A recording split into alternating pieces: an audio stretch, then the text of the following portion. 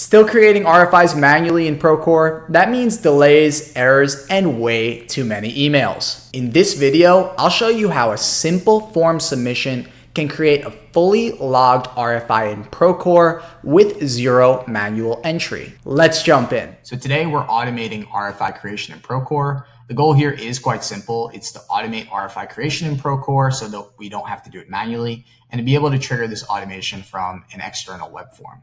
So we're going to show you that this workflow is achievable to build out without writing a single line of code, and it can be customized to your team's review process and specific workflow.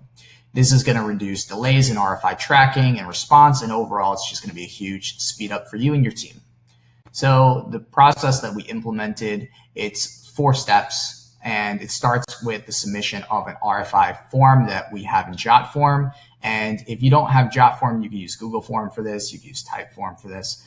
But it's quite simple. The contractor fills out the RFI form and includes all the submission data like the question, the due date, the file uploads for the attachments, your drawing number, and the trade. All that stuff is included in the Jotform submission. So once the form is submitted, the RFI data is sent to make.com, which essentially handles the workflow. So if you don't know what make.com is, it allows us to connect our apps via automated workflows, and it automates tasks in Procore. And examples of this are like creating RFIs automatically, or creating projects, creating submittals automatically. All those things that you have to create manually can now be automated with a tool like make.com. And the great part about it is Procore natively integrates with Make. So one of the actions we have here that Make is doing in the workflow is that it takes all the attachments from the Jotform submission, and it uploads it to a Google Drive folder, and it generates a shareable folder link. Then an RFI is created automatically in Procore, and the project team is notified. All of that data from the Jotform submission is logged in Procore, ready for review and tracking, and the link to the Google Drive folder is added to the RFI file. So with all that said, let's see how this works, and we'll walk you through the workflow. So this is our Procore RFI submission form. This is the form that will have our subcontractors and site teams use to fill out their RFIs. It's a pretty simple form that we have in Jotform. We have the fields pre-filled here, and this form is going to work great on mobile. We have the first field, which is to select the Procore project, which is just a running list of all of our Procore projects. Then we have the responsible contractor, the person who's filling out this form. We have the subject line of the RFI. This is our RFI question. Then we have a due date for the RFI, and we're collecting the drawing number, and we have a field here to capture the trade. So we have some trades here like electrical, plumbing, structural, flooring, roof, windows, doors, and hardware. So the next step here is to upload some attachments. And we have some photos queued up that we'll just drag and drop here. So here we have 3 photos that we're going to be uploading to this attachments field.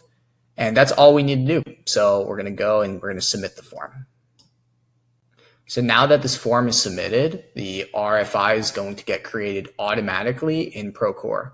So now we're going to check our email because we received an email from Procore with the RFI details.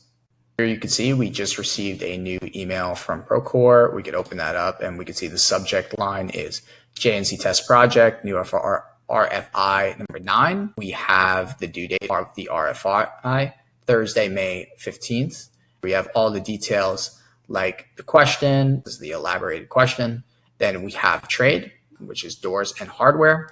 And then we have a link to the attachments. So this is going to actually link to Google Drive and have all of the photos for the submission.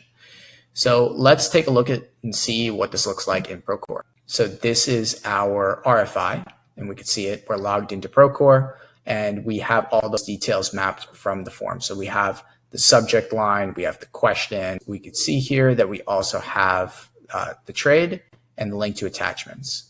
So this is our link right here, and this is the same link that's in the email. So if we click this and pop it open, you can see that we have the link to the attachments. These are just some example photos. And for all the other fields that you see here, There's many other fields that we could map. We could map the RFI stage, schedule impact, cost impact, drawing number, cost code, location. There's so much we could do here. That's what makes this integration so powerful. So with just one single form submission, your RFI is logged, assigned, and linked with the correct project in Procore. You don't need to go back and forth over email. There's going to be no manual entry here, and you're just going to get faster answers and fewer delays out in the field. And that's how you automate RFI creation in Procore. If you learned a few things from this video and it reshaped how you think about RFIs in your business, give this video a like. And don't forget to subscribe to the Josh No Code YouTube channel to stay tuned for more automation use cases, tutorials, and Procore integrations. If you have a workflow that you'd like to see in the next video, drop it in the comments below along with your questions. Thanks again for tuning in, and I'll see you in the next one.